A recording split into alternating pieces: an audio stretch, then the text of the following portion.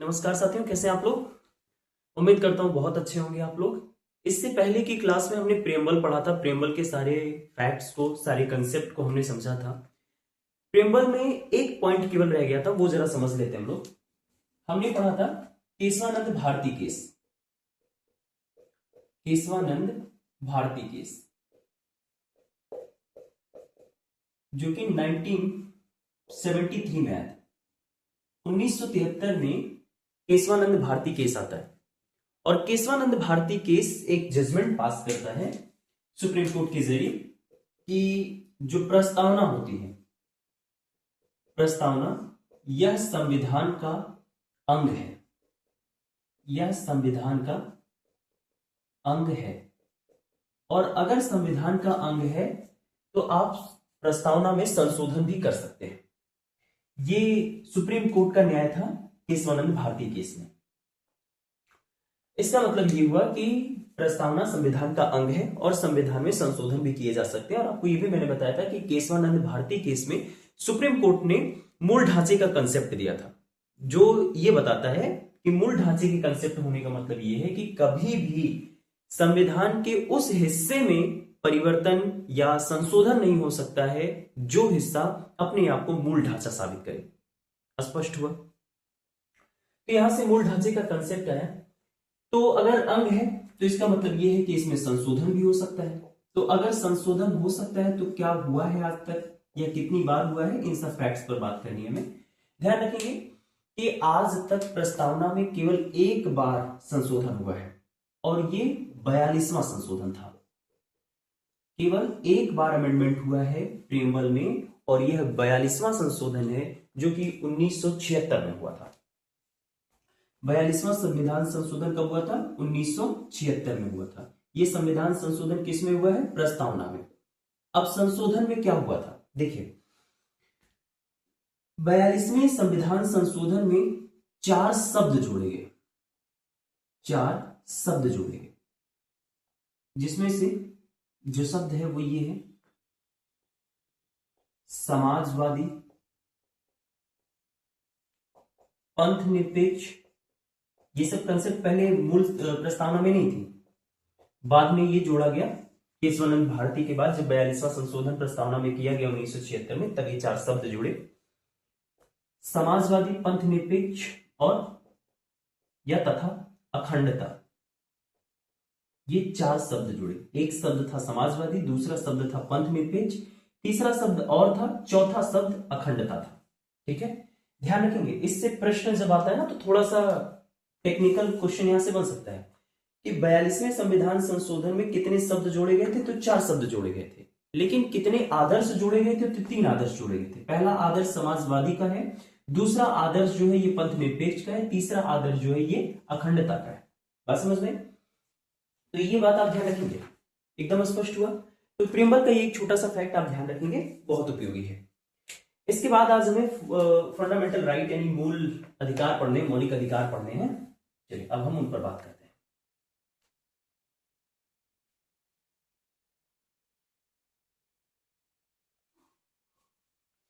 देखिए, हमें आज शुरू करना है मूल अधिकार। बहुत इंपॉर्टेंट टॉपिक है, वन डे एग्जामिनेशन या किसी भी एग्जामिनेशन के पॉइंट ऑफ व्यू से। मौलिक अधिकार,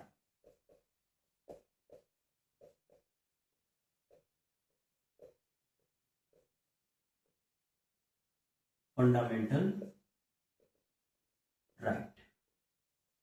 ठीक है, तो ये हमारा टॉपिक होना है आज कि मूल अधिकार क्या होते हैं। इसके विषय में सारी बातें हम कवर करेंगे आज। मेरे साथ आप नोट्स बनाते रहेंगे। तो मौलिक अधिकार क्या है? सबसे पहले संविधान में इसकी जगह को थोड़ा चेक करते हैं। तो देखिए, संविधान में मौलिक अधिकार भाग 3 में पाया जाता है। भाग 3 में पाया जाएगा ये। ठीक है, और मौलिक अधिकार यूएसए से लिया गया है। ध्यान दें कि फंडामेंटल राइट, जिसे शॉर्ट फॉर्म में हम लोग एफआर लिखेंगे, एफआर को कहां से लिया गया है? यूएसए से लिया गया है। स्पष्ट हुआ। भाग 3 में पाया जाएगा और आर्टिकल 12 से लेकर के आर्टिकल आर्टिकल 35 तक में इनका उल्लेख देखने को मिलता है। ठीक है, भाग 3 में आर्टिकल 12 से लेकर के आर्टिकल 35 तक का जो पूरा हिस्सा है वह मौलिक अधिकार का हिस्सा है, मौलिक अधिकार का टॉपिक है। ठीक है, अब हमें समझना है कि मौलिक अधिकार एक्चुअली होते क्या हैं, हम किसे मौलिक अधिकार कहेंगे। तो देखिए, एक विचारक है बोसांके। अगर हम बोसांके के अकॉर्डिंग समझें कि मौलिक अधिकार क्या है, तो बोसांके कहते हैं कि मौलिक अधिकार एक मांग है। एक मांग है, कैसी मांग है? एक ऐसी मांग है जो विवेक पर पूर्ण रूप से आधारित हो, विवेक पर आधारित हो। ठीक है, और इसे राज्य पूरा करता हो, इसे राज्य पूरा करे। ठीक है, ये बोसांके के टर्म्स है कि मौलिक अधिकार वह अधिकार है या वह मांग है जो पूर्ण रूप से एक विवेक पर आधारित होता है और राज्य उसे पूरा करता है या राज्य उसे लागू करता है। ठीक है, तो ऐसी मांग को हम लोग कहते हैं मौलिक अधिकार। और यह मांग किसी भी व्यक्ति के भौतिक और उसके साथ साथ नैतिक विकास के लिए आवश्यक है, भौतिक एवं नैतिक विकास के लिए आवश्यक है। बात समझ में? तो मौलिक अधिकार क्या है, समझ पा रहे हैं आप सब? मौलिक अधिकार भाग 3 में, संविधान के भाग 3 में पाए जाने वाला एक ऐसा अधिकार है जो विवेक पर आधारित एक मांग है, जिस मांग को राज्य पूरा करता है या राज्य लागू करता है। और ये जो मांग होता है ये भौतिक और नैतिक विकास के लिए आवश्यक है। ये तो डेफिनेशन हो गया, थोड़ा सा इसको व्यवहारिक टर्म में हम समझते हैं। देखिए, जैसे मान लेते हैं कि एक व्यक्ति है एक्स, ठीक है, और ये किसी देश में रह रहा है और उस देश में किसी राज्य में रह रहा है। अभी हम यहां आज राज्य की परिभाषा समझेंगे थोड़ी सी। तो एक व्यक्ति है एक्स, ये किसी राज्य में रह रहा है, ठीक है, और अगर ये राज्य में रह रहा है, ठीक है, तो एक चीज, एक टर्म और यहां जोड़ेंगे, एक ऐसी मांग है जो विवेक पर आधारित होती है तथा समाज इस मांग को स्वीकार भी करे, समाज इस मांग को स्वीकार करे। ठीक है, तब आप ये पूरी तरीके से बोसांकी का टर्म कंप्लीट होगा और ये आप समझ पाएंगे। अब देखें, तो ये जो व्यक्ति एक्स है, यह व्यक्ति एक्स एक राज्य में रह रहा है, ये अपने एक समाज में रह रहा है, अपने एक क्षेत्र में रह रहा है। अब एक्स व्यक्ति ने एक मांग करी, एक्स व्यक्ति ने एक मांग करी और वो मांग ये थी, और वो ये मांग थी कि मैं शराब पीना चाहता हूं, तो क्या पीऊं? एक सभ्य समाज क्या इस मांग को स्वीकार करेगा? एक सभ्य समाज बेसिकली नहीं, ठीक है। और एक राज्य क्या शराब पीने की स्थिति को, हालांकि वो तो है ही है कि शराब कोविड-19 में काफी दमदारी से अपना साथ निभाया था और राज्य से लागू भी करता है, पर थोड़ा सा नैतिक स्थितियों में इसे सोचते हैं। जैसे बिहार को लेकर के हम बात कर लेते हैं, ठीक है, कि बिहार का एक समाज है। अब बिहार में एक व्यक्ति है एक्स, एक्स ने मांग किया कि मुझे शराब पीनी है। शराब पीना क्या नैतिक परिस्थितियों में नैतिक समाज या सभ्य समाज स्वीकार करेगा इस चीज को? नहीं। क्या ये विवेक पर आधारित है? ये मांग क्या विवेक पर आधारित है? नहीं है, स्वाभाविक सी बात है, नहीं है, ठीक है। अब क्या राज्य, बिहार का राज्य इसे लागू कर रहा है? नहीं कर रहा है, तो क्या यह मांग एक मौलिक अधिकार होगा? नहीं होगा। अब दूसरा एग्जांपल लेते हैं। मान लेते हैं कि एक व्यक्ति है एक्स, ये किसी राज्य में रह रहा है, ठीक है, इसने एक मांग किया और इसने मांग ये किया कि मुझे शिक्षा के लिए व्यवस्थाएं दीजिए आप लोग, यानी शिक्षा की मांग किया इसने। अब शिक्षा की मांग क्या विवेक पर आधारित मांग है कि नहीं है? है, ऑफ कोर्स है। क्या शिक्षा की मांग को समाज स्वीकार करेगा कि नहीं करेगा? 110% करेगा। क्या राज्य इसे लागू करेगा कि नहीं करेगा? ऑफ कोर्स किया हुआ है, तो ये जो मांग है, इस मांग को मौलिक अधिकार कहने में जरा सा भी नहीं हिचकिचाना है। तो जो मौलिक अधिकार होते हैं, मौलिक अधिकार बुशांके के अकॉर्डिंग एक ऐसी मांग होती है जो पूर्ण रूप से विवेक पर आधारित होती है। ऐसी मांगों को समाज स्वीकार भी करता है और राज्य उसे अप्लाई भी करता है कि ऐसे मांग पूरे होने चाहिए। बात समझ में? और ऐसी मांग भौतिक तथा नैतिक विकास के लिए आवश्यक होता है। आप खुद सोचिए, शिक्षा है, स्वास्थ्य है, क्या ये भौतिक और नैतिक विकास के लिए आवश्यक टर्म नहीं है, आवश्यक मांग नहीं है? ऑफ कोर्स है ना? तो ये जो होता है, ये एक ऐसी मांग होती है जो मांग विवेक पर आधारित, समाज स्वीकार भी करे और राज्य उसे अप्लाई भी करे। तो ऐसे मांगों को हम लोग कहते हैं मौलिक अधिकार। तो मौलिक अधिकार का थोड़ा सा इंट्रो आप समझ पाए कि मौलिक अधिकार भाग 3 में है, आर्टिकल 12 से लेकर के 35 तक में है। ठीक है, हम एक एक आर्टिकल को प्रॉपर समझते हुए उनके केस स्टडी को करते हुए आगे बढ़ेंगे। तो चलिए आप थोड़ा सा शुरू करते हैं। थोड़ा सा हम लोग समझते हैं कि भारत में जो अधिकार है ये कितने प्रकार के हैं, कैसे क्या है। ठीक है, अच्छा एक चीज और समझ लेते हैं थोड़ा सा इसमें। देखें, मौलिक अधिकारों को ना, व्यक्ति को बहुत विशेष संरक्षण मिला है मौलिक अधिकारों को। ठीक है, इसको बहुत विशेष संरक्षण प्राप्त है। देखिए, जो मौलिक अधिकार होते हैं ना, मौलिक अधिकारों को संविधान बहुत विशेष संरक्षण देता है।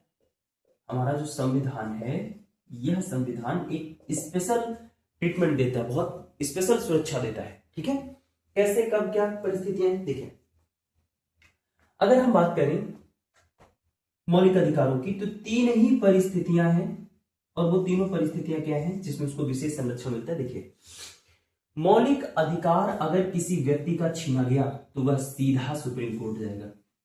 हाई कोर्ट नहीं, सीधा सुप्रीम कोर्ट जाने की इजाजत देता है हमारा संविधान कि अगर किसी व्यक्ति के मौलिक अधिकारों का हनन हुआ तो वह व्यक्ति सीधा कहां जाएगा? Supreme court. तो पहला विशेष संरक्षण समझ में आया। ठीक है, कि मौलिक अधिकारों को हमारा संविधान बहुत विशेष संरक्षण देता है। तो पहला वह कौन सी स्थिति है जिसमें विशेष संरक्षण देगा? पहली स्थिति यह है कि अगर किसी व्यक्ति के मौलिक अधिकार का उल्लंघन होता है तो वह व्यक्ति सीधा कहां चला जाएगा? सुप्रीम कोर्ट में चला जाएगा, चुनौती देने के लिए कि मेरे मौलिक अधिकारों का उल्लंघन हुआ है, मेरे मौलिक अधिकारों का हनन हुआ है, मुझे मेरे मौलिक अधिकार वापस दिलाइए। क्लियर हुआ यहां तक? दूसरी चीज, किसी भी व्यक्ति को प्राप्त मौलिक अधिकार अगर आपको निलंबित करने हैं, गवर्नमेंट को निलंबित करना है, तो वह बहुत विशेष परिस्थितियां होनी चाहिए।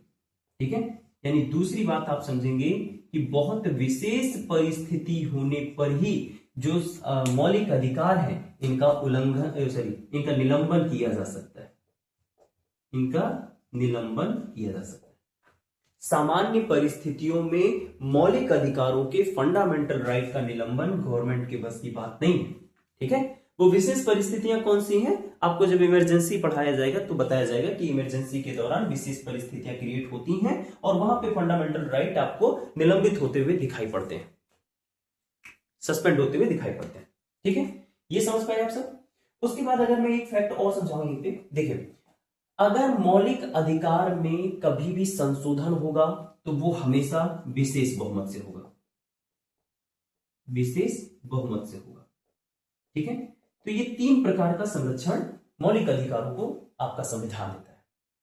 समझ में आया? ठीक है, तो मौलिक अधिकारों को हमारा संविधान विशेष संरक्षण देता है। पहली स्थिति कि अगर किसी व्यक्ति के फंडामेंटल राइट का उल्लंघन हो जाए, क्या हो जाए? उल्लंघन हो जाए, तो वो सीधा कहां जाएगा? सुप्रीम कोर्ट जाएगा। दूसरी स्थिति कि अगर फंडामेंटल राइट को निलंबित करना है तो वह तभी होगा जब कोई बहुत विशेष स्थितियां क्रिएट हो जाएंगी, जैसे कि मैंने आपसे कहा आपातकाल। आपातकाल में पूरी तरीके से भी निलंबित नहीं होती है, वहां पढ़ाऊंगा तो बताऊंगा कि कुछ कुछ चीजें रह जाती हैं। और कभी भी अगर मौलिक अधिकारों में संशोधन करना हुआ तो संशोधन करने के लिए विशेष बहुमत चाहिए, और आपको मालूम है विशेष बहुमत की स्थिति कितनी टफ होती है। ठीक है, तो ये सारे केसेस, ये सारे पॉइंट्स फंडामेंटल राइट की समझ को ठीक करेंगे। तो इतना आप समझ पाए होंगे। अब हम थोड़ा सा समझते हैं फंडामेंटल राइट को समझने के लिए कि भारत में जो अधिकार है ये कितने प्रकार के हैं।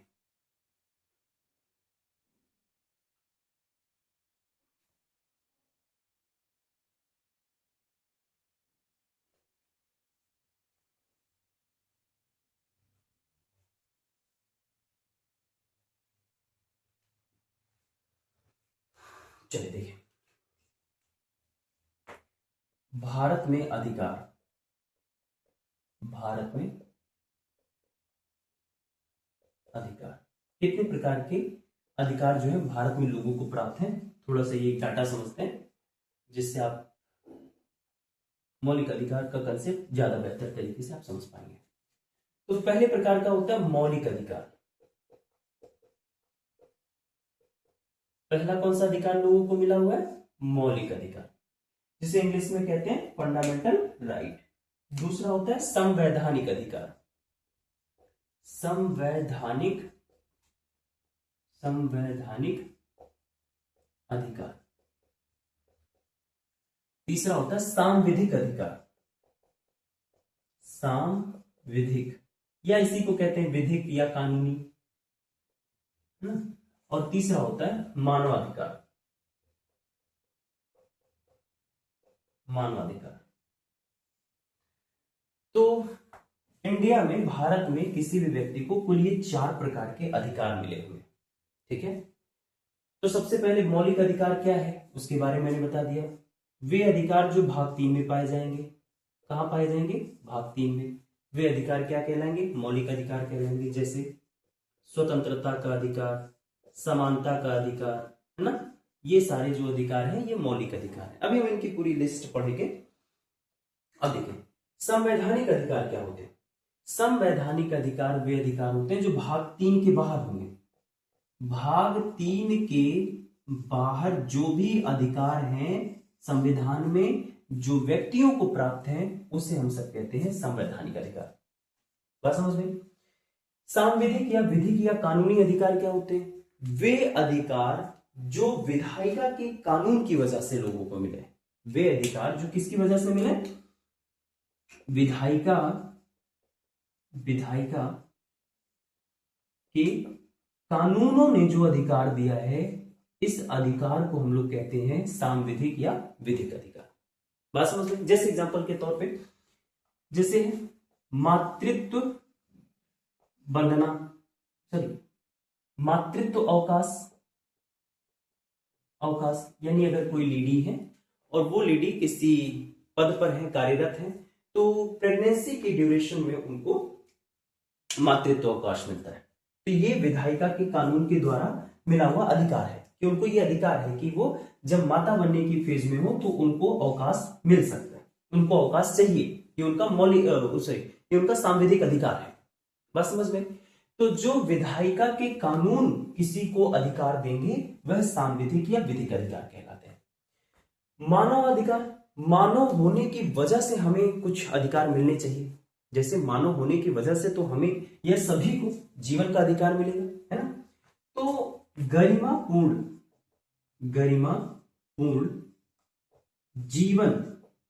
जीवन का जो एक अधिकार है ना, वो मानवाधिकार है। इस मानवाधिकार का एकदम सीधा कंसेप्ट ये है कि मानव होने की वजह से जितने अधिकार उनको मिलेंगे वह सब मानवाधिकार है, ठीक है। और इसमें मेजर पॉइंट, की पॉइंट क्या ध्यान रखेंगे कि गरिमापूर्ण जीवन जो है वह मानवाधिकार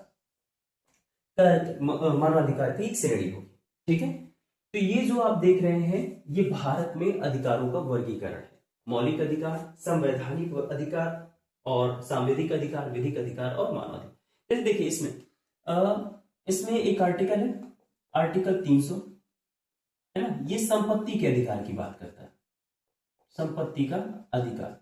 अब देखिए आर्टिकल जो 300 है यह भाग 3 के अंतर्गत तो नहीं पाया जाता है ना, लेकिन ये भी तो एक अधिकार ही दे रहा है। और ये जो अधिकार दे रहा है ये भाग 3 के बाहर का कॉन्स्टिट्यूशन में पाए जाने वाला अधिकार है। तो इसे हम सब कहते हैं संवैधानिक अधिकार, ठीक है। तो ये होते हैं कुल भारत में पाए जाने वाले लोगों के अधिकार, राइट्स, ठीक है। अब हम थोड़ा सा फंडामेंटल राइट के और टर्म जो समझते हैं। देखिए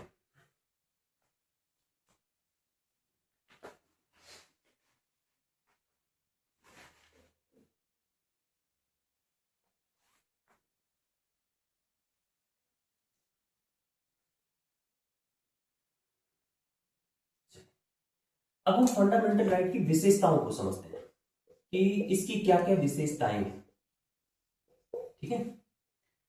तो फंडामेंटल राइट की जो विशेषताएं हैं उसमें सबसे पहली विशेषता ये ध्यान रखेंगे कि जैसे जो प्राकृतिक अधिकार है, फंडामेंटल राइट प्राकृतिक अधिकार की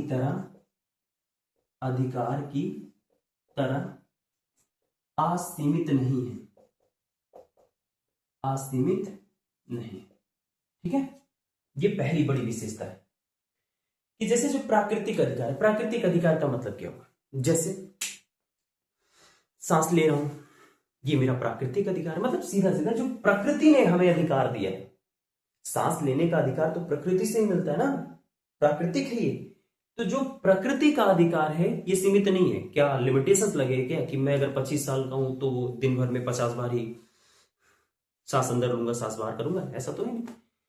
तो प्राकृतिक अधिकार जो हमें मिले हैं वो पूरी तरीके से असीमित है, ठीक है। लेकिन फंडामेंटल राइट पूरी तरीके से आपको असीमित नहीं मिलेगा कि हमारा फंडामेंटल राइट किसी भी हद तक जाकर के हमको प्राप्त हो, ऐसा नहीं। उसमें लिमिटेशंस हैं। कैसे लिमिटेशंस है, एक एग्जांपल से हम समझते हैं। जैसे हमको अभिव्यक्ति की स्वतंत्रता मिलता है, अभिव्यक्ति की स्वतंत्रता, और जो अभिव्यक्ति की स्वतंत्रता है ये हमारा मौलिक अधिकार है, ये हमारा मौलिक अधिकार है। अब जरा चेक करते हैं कि क्या यह असीमित है या नहीं। अभिव्यक्ति माने अपने मन का जो विचार है उसको प्रकट करना किसी भी रूप में, वो अभिव्यक्ति होता है। अब जैसे मान लीजिए मैं एक नेताजी हूं, अब मैं कोई ऐसी अभिव्यक्ति कर दूं जिससे दंगे भड़क जाएं, तो ऑफ कोर्स वहां समस्या है। तो मेरी अभिव्यक्ति पर वहां लिमिटेशंस लगनी है कि मुझे कोई घृणा वाली स्थिति नहीं क्रिएट करनी है, हेट स्पीच जिसे कहते हैं। मुझे हेट स्पीच की स्वतंत्रता नहीं मिली अभिव्यक्ति के अंतर्गत। बात समझ में आ रही है, ठीक है। तो ध्यान रखेंगे फंडामेंटल राइट जो है ये प्राकृतिक अधिकारों की तरह पूरी तरीके से असीमित नहीं है, इसमें लिमिटेशंस है। क्लियर हुआ। दूसरी चीज बड़ी बात यह है कि फंडामेंटल राइट जो है ये प्रवर्तनीय है,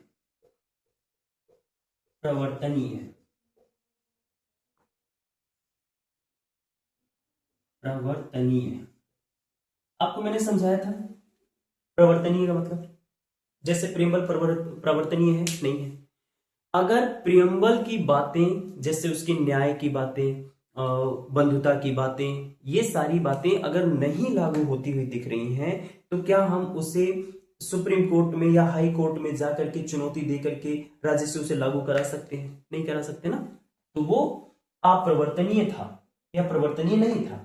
लेकिन फंडामेंटल राइट प्रवर्तनीय है। अगर किसी व्यक्ति का फंडामेंटल राइट उसको नहीं मिल रहा है तो वो सुप्रीम कोर्ट में जाएगा, डिबेट करेगा। बात समझ में? सुप्रीम कोर्ट में जाकर के वो सीधा फाइट कर सकता है अपने मौलिक अधिकारों को पाने के लिए। तो इसलिए जो फंडामेंटल राइट होते हैं ये प्रवर्तनीय होते हैं, ये एकदम स्पष्ट है। अब देखिए जो फंडामेंटल राइट्स है ना, इनकी जो प्रकृति है, फंडामेंटल राइट्स की जो प्रकृति है, ये ज्यादातर आप लोग देखेंगे निषेधात्मक है। ज्यादातर इनके शब्दों में निषेध की बातें, निषेधात्मक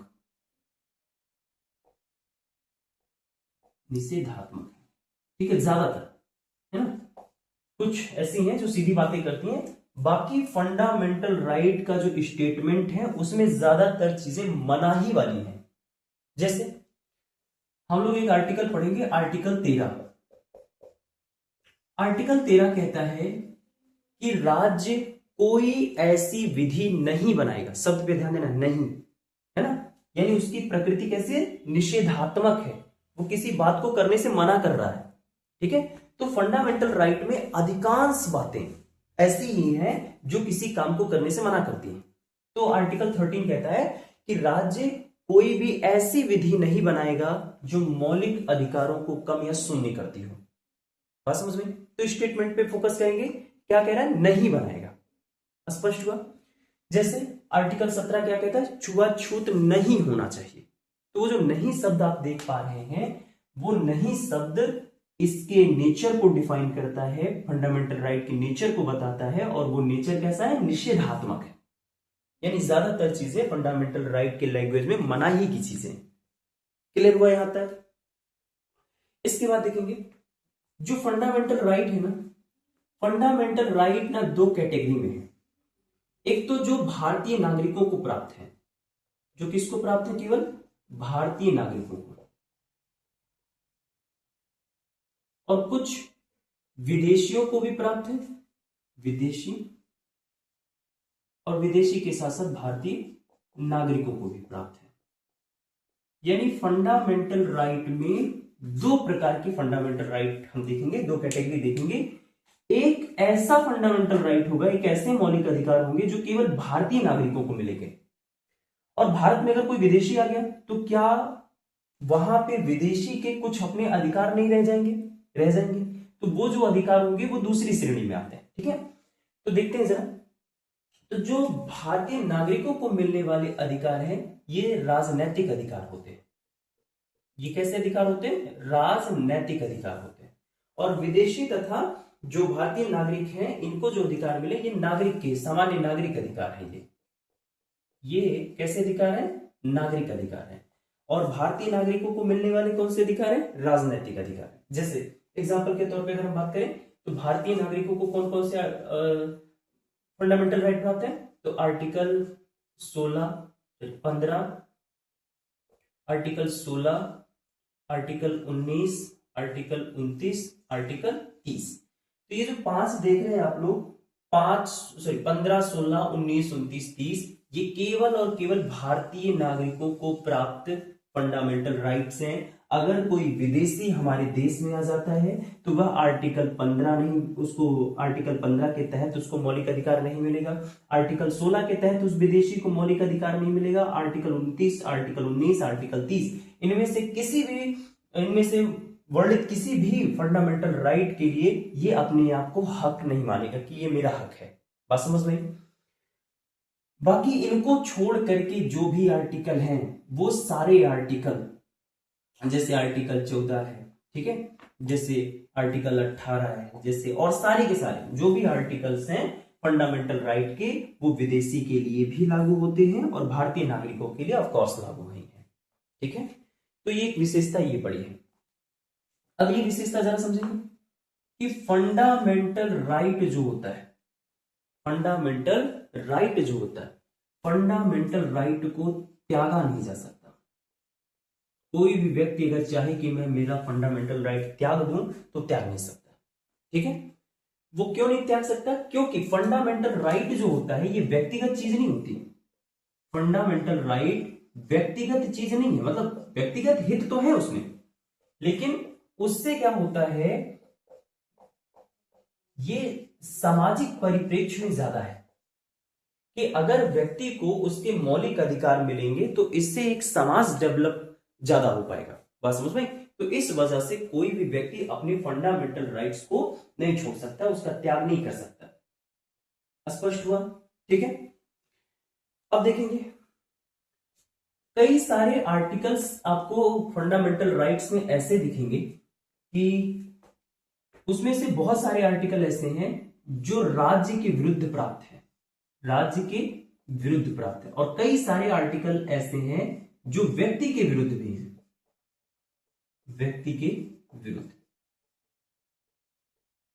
ठीक है, बहुत सारे आर्टिकल्स ऐसे हैं जो आर्टिकल्स राज्य के खिलाफ में जाकर के हमको मिलते हैं, और बहुत सारे आर्टिकल ऐसे हैं जो व्यक्ति के खिलाफ में जाकर के हमको मिलते हैं। क्या मतलब हुआ इसमें? एक एग्जांपल से समझते हैं।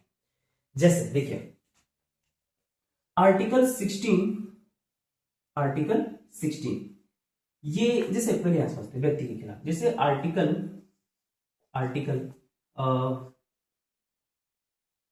17 है, ये एक व्यक्ति के खिलाफ का आर्टिकल है। ये व्यक्ति के खिलाफ कैसे है? जैसे एक व्यक्ति है एक्स, दूसरा व्यक्ति है वाई। एक्स अगर वाई के साथ छुआछूत करता है तो आर्टिकल 17 वाई को मिलता है। आर्टिकल 17 वाई के लिए कहता है कि तुम इसके साथ छुआछूत नहीं कर सकते हो। तो ये छुआछूत नहीं कर सकते हो यानी अनटचबिलिटी नहीं कर सकते हो, ये आर्टिकल 17 का हक व्यक्ति वाई को किसके खिलाफ मिला? एक्स के खिलाफ मिला। यही बात है कि व्यक्ति के विरुद्ध जाकर के आपको ये कुछ आर्टिकल्स दिखाई देंगे, और बहुत सारे आर्टिकल्स ऐसे हैं जो आपको राज्य के विरुद्ध दिखाई देंगे। ठीक है, जैसे आर्टिकल 16 है, जैसे आर्टिकल 15 है, ये ऐसे आर्टिकल हैं जो राज्य के खिलाफ में है, राज्य के विरोध में जाकर के हमको मिले हुए। ठीक है, जैसे कैसे राज्य के विरोध में, एग्जांपल से समझते हैं। जैसे आर्टिकल 15 क्या कहता है? आर्टिकल 15 कहता है कि राज्य अपने नागरिकों के बीच वंश, जाति, इन सब के आधार पर भेदभाव नहीं करेगा। यानी आर्टिकल 15 अगर मैं व्यक्ति हूं तो मुझे मिला हुआ है, और किसके खिलाफ में मिला हुआ है? राज्य के खिलाफ में, कि देखो राज्य, स्टेट, तुम मेरे समकक्ष जो नागरिक हैं उनके बीच आप इनको लेकर के कोई भेदभाव नहीं कर सकते हो। बात समझ में? तो स्टेट के, राज्य के खिलाफ जाकर के आपको यह आर्टिकल मिला हुआ है। बात समझ में? तो मौलिक अधिकार बहुत सारे ऐसे हैं जो राज्य के विरोध में जाकर के हमको मिले हुए, और कई सारे ऐसे हैं जो व्यक्ति के विरोध में भी जाकर के हमको मिलते हैं। व्यक्ति और राज्य दोनों के विरोध में ये सारे आर्टिकल्स होते हैं। ठीक है, तो आप समझ पा रहे हैं इतनी चीजों को? ये मौलिक अधिकारों की विशेषताएं हैं। एकदम स्पष्ट हुआ यहां तक कि मौलिक अधिकारों की क्या क्या विशेषताएं हैं? 5-6 विशेषताएं हैं, सब समझ पाए होंगे आई होप। ठीक है, अब देखते हैं मौलिक अधिकारों की वर्तमान स्थिति क्या है और पहले की स्थिति क्या थी।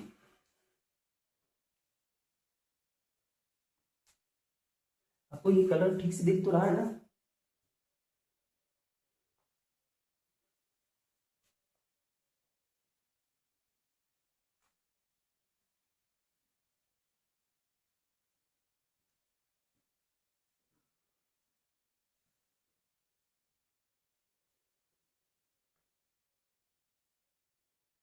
देखिए, अगर हम अपने मूल संविधान के बारे में बात करें, मूल संविधान, तो मूल संविधान में पहले 7 प्रकार के मूल अधिकार थे या मौलिक अधिकार थे। 7 प्रकार के फंडामेंटल राइट्स थे हमारे पास। ठीक है, कितने प्रकार के थे? 7 प्रकार के मूल अधिकार थे। लेकिन 1978 में एक संशोधन हुआ, 44वां संविधान संशोधन। ठीक है, 1978 में 44वां संविधान संशोधन हुआ, और 44वें संविधान संशोधन में article 19 clause 1 sub clause F. थोड़ा सा इसको समझ लेते हैं। आर्टिकल माने अनुच्छेद, ये अनुच्छेद की संख्या बता रहा है, और उसके बाद आपको मैंने बताया था ना कि जो संविधान का वर्णन हुआ वो किस फॉर्मेट में हुआ है। अब जरा यहां समझो, देखो ये आर्टिकल है, आर्टिकल के बाद जो लिखा गया है ये क्लॉज है, ये सब क्लॉज है। यहां जो क्लॉज लिखा गया है ये यानी हिंदी में खंड, और ये उपखंड है। ठीक है, article 19 clause 1 sub clause F कहता है कि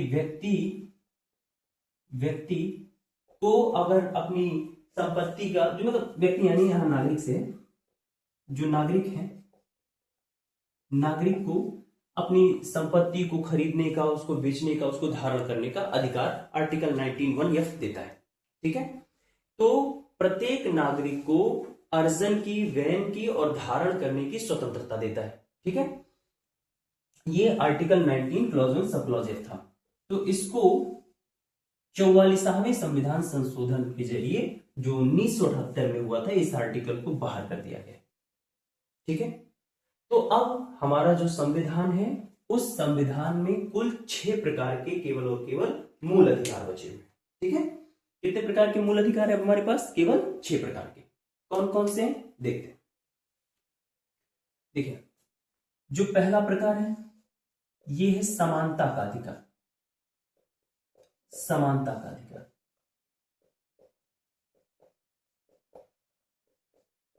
ठीक है, और ये है आर्टिकल 14 से लेकर के आर्टिकल 18 तक। यानी आर्टिकल 14, आर्टिकल 15, आर्टिकल 16, आर्टिकल 17 और आर्टिकल 18, ये 4 आर्टिकल हैं जो समानता के अधिकार के बारे में बात करते हैं, जो कि मौलिक अधिकार है। तो पहले प्रकार का मौलिक अधिकार समझ में आया। पहले प्रकार का मौलिक अधिकार कौन सा अधिकार है हमारा? समानता का अधिकार। बात समझ में आई।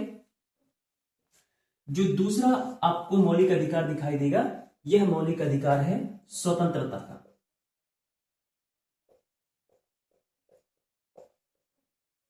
स्वतंत्रता का अधिकार, स्वतंत्रता का अधिकार। और आर्टिकल 19 जो है, ये बेसिकली 19, 20, 21, 22, आर्टिकल 19, आर्टिकल 20, आर्टिकल 21 और एक आर्टिकल ऐड हुआ था, मैं बताऊंगा आपको, आर्टिकल 21A और आर्टिकल 22।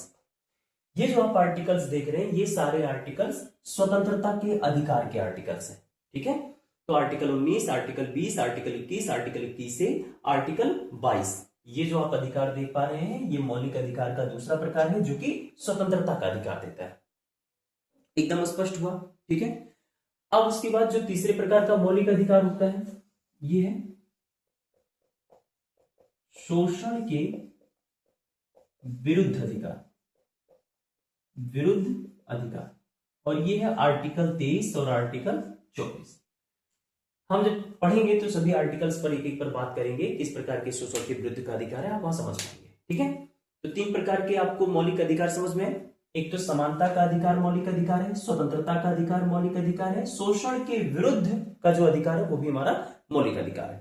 तो ये 3 प्रकार के मौलिक अधिकार, आर्टिकल 14 से लेकर के 18 तक का जो अधिकार है ये समानता का है, 19 से लेकर के 22 तक का, जिसमें एक आर्टिकल 21A भी ऐड हुआ है, बताऊंगा कि ये कौन से अमेंडमेंट से हुआ है, कैसे हुआ है और ये क्या है। तो ये वाले जो अधिकार है स्वतंत्रता का अधिकार है। शोषण के विरुद्ध आपको आर्टिकल 23 और आर्टिकल 24 मिलता है। क्लियर है यहाँ पे। इसके बाद अगला जो हमें स्वतंत्रता मिलता है वो मिलता है धार्मिक स्वतंत्रता का अधिकार। धार्मिक स्वतंत्रता का अधिकार, धार्मिक स्वतंत्रता का अधिकार आर्टिकल 25 और आर्टिकल 26 देता हमें। ये जो आर्टिकल 25, 26, 27, 28, ये जो 4 आर्टिकल्स हैं हमारे, ये 4 आर्टिकल्स धार्मिक स्वतंत्रता हमको प्रोवाइड कराते हैं। इसके बाद सांस्कृतिक और शैक्षिक स्वतंत्रता हमको मिलती है। जो 5वें प्रकार की स्वतंत्रता है या 5वें प्रकार का फंडामेंटल राइट है, ये है सांस्कृतिक व शैक्षिक स्वतंत्रता। ठीक है, आर्टिकल 29, आर्टिकल 30 ये मिलता है। और उसके बाद जो 6वें प्रकार का यानी लास्ट प्रकार का जो मौलिक अधिकार है वो है संवैधानिक उपचारों का अधिकार। ये क्या है? संवैधानिक उपचारों का अधिकार। ठीक है, तो ये जो आप देख पा रहे हैं कुल 6 प्रकार का, ये आर्टिकल 32, ठीक है, ये है 6 प्रकार के कुल मौलिक अधिकार। अब हमें इन्हीं मौलिक अधिकारों को एक एक करके आर्टिकल वाइज पूरा समझते हुए विस्तार से पढ़ेंगे। ठीक है, तो अगली कक्षा में हम लोग शुरू करते हैं आर्टिकल 12 से लेकर के पूरा आर्टिकल 35 तक की चीजें। आज के लिए इतना है। ठीक है।